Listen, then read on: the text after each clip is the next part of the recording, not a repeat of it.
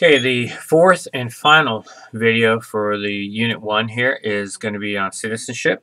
And again, we're going to talk a lot about more about citizenship in class tomorrow, and we're going to even have you guys do an activity dealing with it. But what we're going to talk about here, and just really pretty briefly, is talk a little bit about what exactly it means for citizenship. Look, we just got done going back through this unit. We've gone through what is government. We talked about what is public policy. We've gone into and talked about the concepts of democracy and the concepts of a government. We've outlined pretty thoroughly the whole introduction to the idea of government. And one of the biggest things that kept going over and over again, if you notice, talking about this whole thing about democracy and a democratic republic like we have, it's the people. Without the people, you don't have a democracy. You don't have a democratic republic. You don't have anything. The citizenship, the people have to run the country. And the idea there is that we must have a group of people who, not just a small minority group, but a vast majority, must be well-informed, good, strong citizens. Well, what does that mean? So let's look at the qualities of what a good citizenship means. First is what is known as the duties and responsibilities of being a good citizen. As I go through these, kind of do a mental checklist of your own and see, yeah, I do this, yeah, I do that, I'm a pretty good citizen then. Or how many of these do you not do? Now, the first group is called your duties. If next to the word duties here, put down have to. Okay, these are your have-tos. You don't do these things, you're going to get in trouble, or someone's going to get in trouble for not doing these. These are the musts of a good citizen. 1, pay taxes. You don't pay your taxes, you're going to go to jail. That's a must. Go to school. You have to attend school until the age of 18. Now, in some states, you can lower that to 16, depending upon the state. But still, it's a mandate that you must attend school. If you get summoned for jury duty, you must go. It's not a and or maybe if. It is a must. You must obey all laws, even the laws you don't like to obey, even those that don't like Obamacare. And it's the law of the land. Now, you can choose to ignore it. Fine. Then you're going to get penalized for it. Or you're going to pay a fine. That's your right. But you are going to get nailed for it then.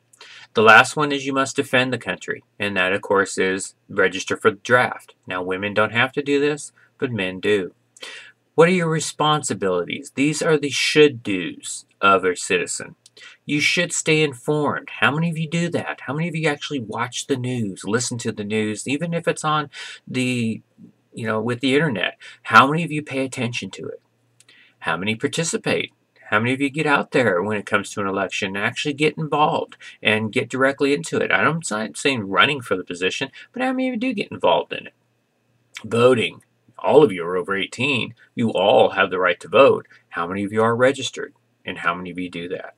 Service. This is dealing with community service. How many get out into the community and actually get involved in things? And don't do it because you want to get the paycheck or get paid money for it. You're doing it because you want to do it, not because you got picked up and you have to do some kind of community service to deal with your fine or your fees that you got nailed with. The last one is show respect towards others. Now, this is a huge one out here on campus. I can go out on campus and I can go over to the dorms, and there's trash everywhere.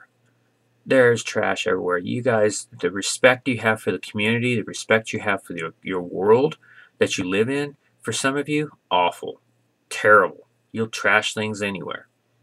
Now, there's a lot of you that don't, but how many of you are good citizens with this? And how many of you are responsibility? How many of you are mature enough to do these things? Okay, when it comes to citizenship, the second thing here is what kinds of citizens are there? Well, there's what's called jasali, that's law of soil, that's natural born. It means that you were born in this country, and so therefore you are a naturally born citizen. Or you have jasaquinas, which is law of blood, having one or both parents who are national born citizens of the United States. Here again, you got into those people who screaming Obama's not an American citizen, he's not an American citizen. Well, no, his dad was not. His father was from another country. His mother is from Kansas. It's about as as American as you can get, I guess, in the middle of the heartland here. She is from Kansas, Wichita. She is an American citizen. That would make Barack Obama an American citizen. Doesn't matter about his father. One or both. The third thing when it comes to citizenship, then, when it comes to a nation, is how does that nation grow? Well, it does it by three ways. One is by natural increase. If you have a higher birth rate than you do of death rate, your country is going to grow in terms of its population size and power. Here in the United States, our birth rate is dropping down. We have less and less people having kids. Okay, we used to have, average family was 3.5 to 4 children per household. Now it's 1.8. We are seeing a dramatic drop in the increase of our nation by basically birth over death rate. You could increase your nation's strength, power, and prestige by territory growth, taking over new lands. Well, we haven't added anything to the United States since going back to Hawaii. The last one is immigration. This is what we're going to focus on, because without this third component down here, immigration, our country is doomed. We will not be able to continue to move on. And you hear people talk a lot about how, oh, we need to put up the borders here, and we got to shut down our society so we don't let anybody coming into it. Hey, I like this cartoon because, the Indians would have done that. Well, maybe things would have changed a little bit different in the United States then, or for this part of the world, but they didn't. Immigration's been a big hot topic, and we're going to talk a lot more about this in class, and we've been kind of discussing it a little bit. But why do people come here? Two reasons. One is because it's seeking the opportunity for a job to get a better society economically.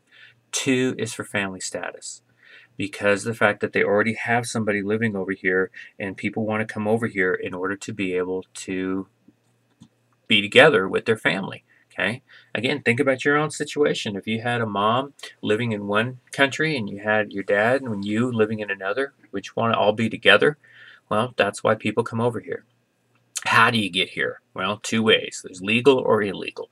Legally, how you get over here is through what's called a visa. Okay, 13% of the United States population is foreign-born, and that is growing. Okay, and by 2050, that percent is going to be close to about 22%. So we are seeing a much higher rate of immigrants coming into the United States, and basically the population is growing that direction. The United States does have a quota limit. We have a limit of about 675,000 immigrants that are allowed to come into the United States each year. Now, here's where it gets pretty stupid. Is you take that 675,000, you divide it by the countries around the world, that only averages out to about 22,000, 24,000 people immigrating to the United States here from each country. Well, the stupid thing about that is, here you got, Mexico, which is just south of us. They have way more than 22,000 people wanting to come over here to the United States. They may have 30, or they may have 40. They may have 50. You may have another country over in Africa who has maybe one that wants to come over, but they get a quota of 22,000. Okay, it's not like they will take those other 21,999 and give them to Mexico to have it even out. No, they set that limit. The Immigration and Naturalization Service and Congress sets that limit like that. And so that's the number of visas that will be given out, period. That's why we have such a large population of illegal immigrants coming over here to the United States, is because our legal immigration system is broke, and it's a disaster. How do you get that visa to come over here? Two ways. One is because of job skills. If you have essential job skills that the United States is needing, such as doctors, lawyers, engineers, we are in severe need of that, because you guys, college students, hey, you want to go become a literature major, or you want to go become a drama major, or you want to go get into and do graphic design and computer. Great, that's not, but it's not fulfilling the basic needs of what we need in our society, of the really key jobs out there, like the chemical engineers, electrical engineers, doctors. We ain't getting them, so we need to come over from other countries then. The second reason why, kinship. Okay, because somebody already over here is an American citizen legally, and they then can help apply through what's called the Family Unification Policy, and that's how the largest number of people come over here each year. 480,000 come over here per year because they have somebody living here already that they can apply for to have that status to get over here then. The last way you can make it over here without having to go through the visa process, really, is as if you were a status of a refugee of a war-torn country, or a persecuted country, or a country that's in huge economic or domestic turmoil. Rarely does that happen, though. Very few countries take that status. About 800,000 jobs in the United States have been left open and will be left open through the year 2018 because we cannot get enough people filling those jobs. We have to bring them in from other countries. 204 of the 500 Fortune companies in the United States have been founded by immigrants. This idea that we need to limit immigration and we need to shut down our borders and close it, and we've had such tries, by example, in Arizona, where they passed the citizenship laws, and other states, including Kansas, has done this, where officials have the right to determine status of anyone by being able to stop and to ask questions to anyone they feel like is not an American citizen, and they have to have their green card or their proof of documentation with them. If they don't have it, they can be locked up and they can be sent home. Those laws are being passed in states. They've been challenged by the court systems to try to be thrown out. In some cases, they have. You see all kinds of new voting requirements and voter registration laws coming into place because they're wanting to shut down and try to block immigrants, both legal and illegal, from being able to vote or being able to get through. You have arguments that get college tuition, that people who are of immigrant status should not be paying in-state tuition like other people do. There's a huge backlash going on right now in our society about this whole idea of immigration, and a lot of it is being driven because we have a social media that again likes to play with the facts. They don't like to say the truth. They like to make things into all kinds of turmoil and all kinds of problems in order for that they can get more news media out there and get people to be watching and getting all riled up. And that's what we're going to talk a little bit more about in class then tomorrow, is this whole idea about this concept about legals and illegals, and this whole concept of what we're going to do with the people living here in this country, which is about 12 million illegals, and how are we going to deal with that, and how are we going to deal with our borders? What is the answer to our border problem and our border security then?